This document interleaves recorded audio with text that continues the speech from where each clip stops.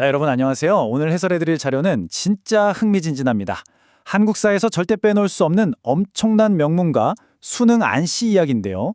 1000년이라는 그 웅장한 역사 한가운데에 무려 220년이라는 시간이 통째로 칼로 도려낸 것처럼 지워져 버린 거대한 공백이 있습니다. 도대체 이 가문에 무슨 일이 있었길래 역사가 뭉텅이로 날아가 버린 걸까요? 지금부터 그 미스터리 속으로 들어가 보겠습니다. 이 소름 돋는 미스터리는 가문의 출발점부터 시작됩니다. 수능 안씨의 기틀을 닦은 분이 고려 신종 때의 인물인 시조 안자미 선생인데요. 진짜 이상한 게 하나 있어요. 역사 자료를 탈탈 털어봐도 이 가문의 창시자인 안자미 선생의 부인에 대한 기록이 완전히 실전, 그러니까 흔적도 없이 유실돼서 전혀 알 길이 없다는 겁니다. 어디 그뿐인가요? 시조의 묘소도 소백산 영마암 근처 어딘가에 있더더라 말만 전해질 뿐 정확한 위치를 아직도 못 찾고 있어요. 그래서 지금 후손들은 비봉산 아래에 추원단이라는 제단을 세워놓고 묘를 대신해서 제사를 모시고 있죠. 아니, 조선 최고의 명문가인데 왜 시작부터 기록이 이렇게 철저하게 사라진 걸까요? 근데 여러분, 여기서 가장 중요한 핵심은요, 이 기록의 공백이 단순한 우연이나 옛날이라서 기록이 날아간 사고가 아니라는 점입니다. 사실 이 텅 빈 공간은요, 앞으로 이 가문이 겪게 될 어마어마한 비극, 그러니까 무려 220년 동안 가문 전체가 역사와 지도에서 아예 통째로 뜯겨나가는 강제적 망각을 암시하는 아주 무겁고 소름 돋는 복선이었습니다. 자, 제1부, 학문으로 일군 천년의 영광입니다. 원래 무인 집안이었던 이 가문을 한국 성리학의 뿌리로 확 탈바꿈시킨 안자미의 증손자 안양선생부터 시작되는 가문의 찬란한 황금기, 빠르게 짚고 넘어가 보죠. 자료에 등장하는 이 숫자 11을 한번 보시죠. 이거 진짜 믿기 힘든 수치인데요. 무려 11대 연속으로 종손이 과거 시험에 떡하니 급제했다는 뜻입니다. 안양부터 안정까지 이어지는 이 기록, 당시 신분제랑 그 피특이는 학문적 경쟁을 생각해보면 이 가문이 학계에서 얼마나 압도적인 지배력을 가졌는지 딱 사이즈가 나오죠. 놀라긴 아직 이릅니다. 여기 숫자 5도 있어요. 조선시대 학자들의 꿈의 자리 최고봉이자 종신직인 대제학을 무려 5대 연속으로 휩쓸었습니다.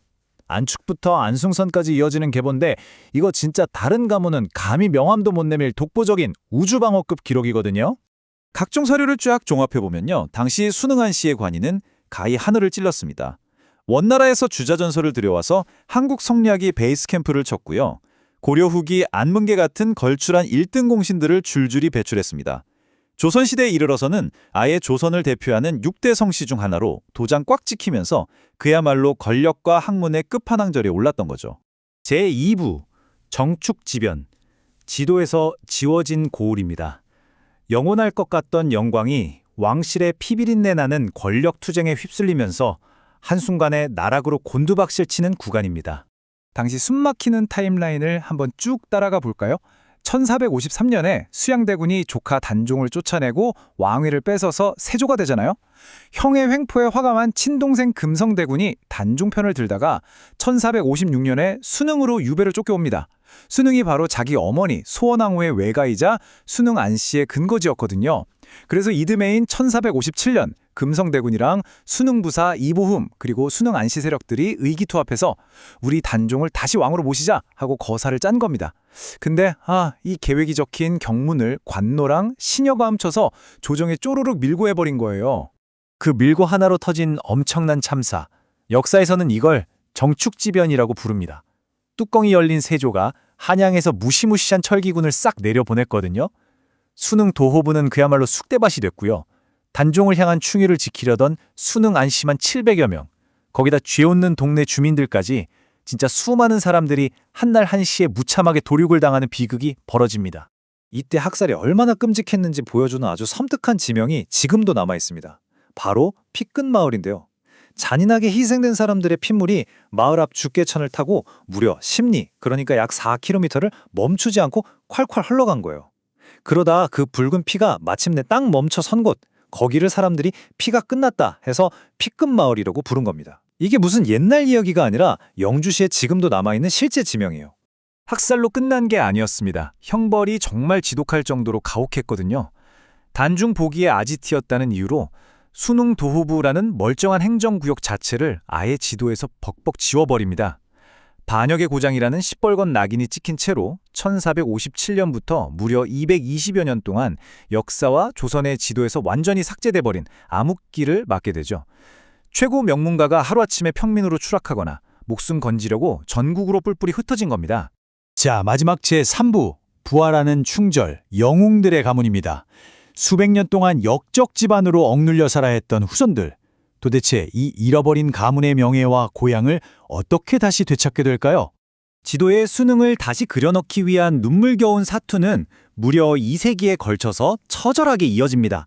중종 때 김중문을 시작으로 후손들이 진짜 목숨 걸고 계속 상소를 올려요. 조정에서는 반대도 만만치 않았는데 마침내 1682년에 숙종 임금이 딱 결단을 내립니다. 수백 년 동안 이어진 상소 사연이 진짜 너무 딱하고 가련하다 하면서 특별 복권을 허락해 준 거죠. 그리고 마침내 이듬해 1683년 한송보라는 인물이 정식 부사로 부임하면서 수능도후부가 기적처럼 부활하게 됩니다. 이 극적인 역사적 대비를 눈여겨보셔야 합니다. 1457년은 반역을 꾀한 역적의 고장으로 불태워졌잖아요. 그런데 무려 220년의 세월을 견뎌낸 끝에 1683년 끝까지 왕에 대한 의리를 지킨 진정한 충절의 고장으로 완벽하게 명예를 회복한 겁니다. 영모가 충절로 뒤바뀐 역사가 그들을 새롭게 평가해준 엄청난 순간이죠. 이 무겁고 슬픈 역사는 수능 곳곳에 전설로 남아있는데요. 정축지변 당시에 억울하게 죽은 원혼들이 밤마다 울었대요.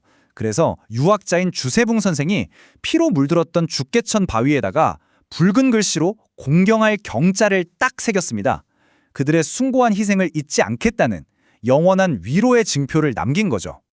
그리고 이건 진짜 영화 같은 전설인데요. 1457년 대학살의 끔찍한 참상 속에서 스스로 바짝 말라 죽어버렸던 동네의 거대한 은행나무 압각수가 하나 있었습니다.